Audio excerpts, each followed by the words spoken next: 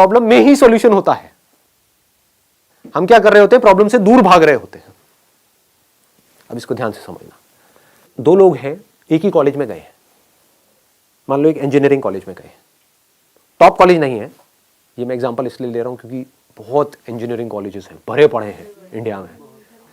4 साल तक लग करके दोनों ने पढ़ाई करी, पढ़ाई में ऑलमोस्ट एक जैसे थे, ना टॉपर्स थे ना बिल्कुल ही गए गुजरे थे, मीडियोकर थे। दोनों ने जॉब के लिए ट्राई किया, एक जगह किया, 2 जगह किया, 10 जगह किया और जॉब मिली ही नहीं। ये क्या है, सक्सेस है, फेलियर है? फेलियर है।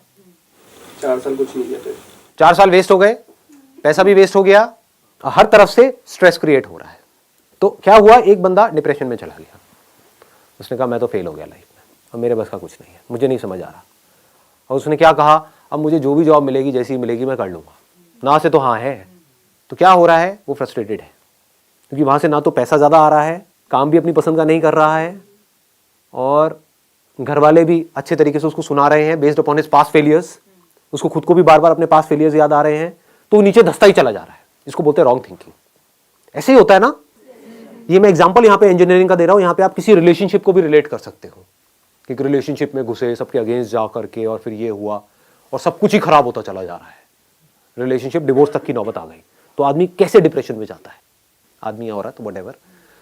तो अब दूसरा जो बंदा है, जो लाइफ में कुछ बड़ा करने वाला है, जिसकी सोच सक्सेसफुल लोगों के जैसी है, और सक्सेसफुल लोगों की सोच कैसी होती है कि अगर कुछ भी मैंने किया है तो कुछ ना कुछ वहां से सीखा है।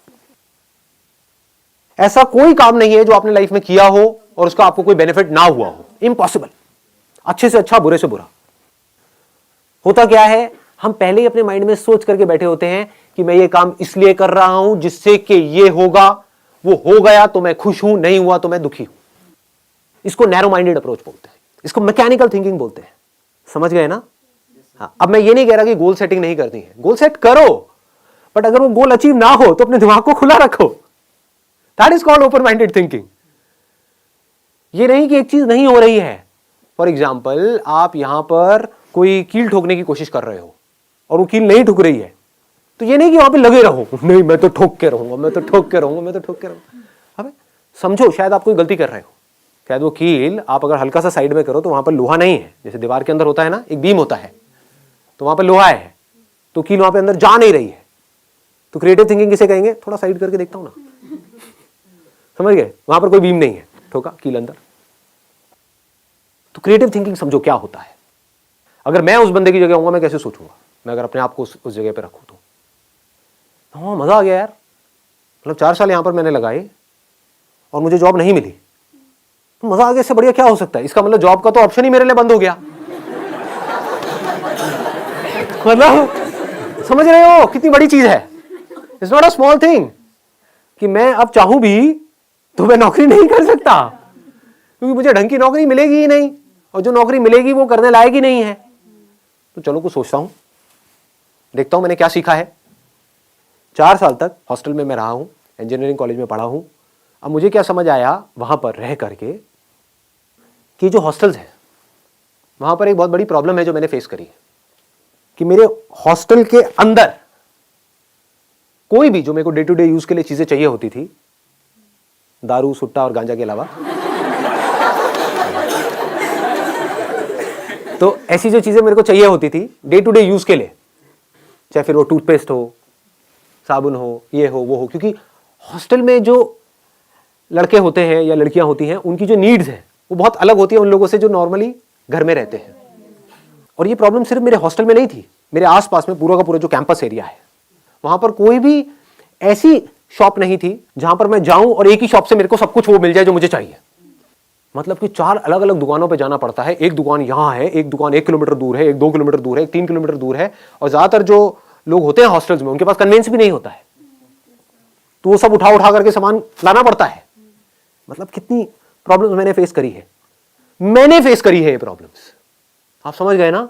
इसको ध्यान से समझे ना। अब मैं जैसे जैसे आप लोगों से बात कर रहा हूं ना, मैं अपना भी रिकॉल कर पा रहा हूं कि मैं यहां तक कैसे पहुंचा। एज अ मॉडल जो मैंने प्रॉब्लम्स फेस करी थी, उसका सोल्यूशन निकालने के लिए मैं फोटोग्राफर बना। एक प्रॉब्लम थी मेजर कि 90% से ज्यादा जो मॉडलिंग एजेंसी थी वो सब फ्रॉड थी। तो अंदर से आया था कि नहीं यार मुझे कुछ करना है, तो जैसे ही अपनी नजर को इस प्रॉब्लम पे आप ले गए, जिस प्रॉब्लम को आपने फेस किया है, जिसको आपने फील किया है, जिसको आपने एक्सपीरियंस किया है, तो उससे रिलेटेड थॉट्स आपके माइंड में आने लग गए। ये थॉट्स ही तो आइडियाज हैं, और क्या है। लोग आइडियाज का मतलब ये समझते हैं कि मुझे कुछ अजीब सा सोचना पड़ेगा। इंटरनेट पे बैठ करके देखते रहते हैं बिजनेस आइडियाज क्या है, उससे क्या होगा। आपके एक्सपीरियंस से वो कनेक्टेड है, आपके अंदर से आ रहा है। अंदर से आने का मतलब क्या है कि आपने एक प्रॉब्लम को फेस किया हो और आप उसका सोल्यूशन निकाल रहे हो। तो अगर अपने हॉस्टल का आप सोल्यूशन निकालते हो, आप कहते हो मेरे पास में लिमिटेड पैसा है, ज्यादा नहीं है, सिर्फ 5-10 हज़ार रुपए है, तो मैं ये नहीं कर सकता कि पूरे के पूरे कैंपस को ये ऑप्शन दे दूं, इतने मेरे पास में रिसोर्सेज नहीं है। लेकिन हाँ, जो मेरा हॉस्टल था, जहां से मैं निकला हूं, जहां पर मैं सीनियर था, जहां पर मैंने बच्चों की रैगिंग करी है, जहां पर मुझे ऑलरेडी सब जानते हैं, गेट कीपर से लेकर के ये लोग वो लोग सब जानते हैं। अगर उस हॉस्टल में जो भी कुछ चाहिए, सुई से लेकर के ऊपर तक, जो भी गलत चीजों को हटा दे वहां से, तो जो भी कुछ चाहिए वो सब मेरी एक वेबसाइट बनेगी, वहां पर है, और 2 घंटे के अंदर अंदर आपको डिलीवरी मिलेगी, विद इन 2 आवर्स। आपको कहीं जाना नहीं है, आना नहीं है, 2 घंटे में मिलेगी। और जो मार्केट में आप जहां से भी ले रहे हो उससे थोड़ा सा सस्ता ही मिलेगा आपको। आसपास में किसी दुकान वाले से भी टाइप कर सकते हो, आसपास में जो दुकानें हैं उनसे भी टाइप कर सकते हो। किसको आता हुआ पैसा बुरा लगता है, समझे। उनको जा करके आपने बोला कि मैं बल्क में लूंगा आपसे, मेरे को रेट बढ़िया दो। आपने पहले ही सारे रेट पता कर लिए, होलसेल मार्केट में जाके ये रेट होते हैं। अब जाकर के आसपास के दुकानदारों से आप बात कर रहे हो और उनको भी थोड़ा सा मार्जिन दे रहे हो, तो आपको दूर जाने की भी जरूरत नहीं है। पास में ही किसी भी दुकान से उठाया माल, ला करके वहां पे उसको दिया, पैसा आपके हाथ में, आपने जा करके उस दुकान वाले को दिया, बाकी का जो मार्जिन है वो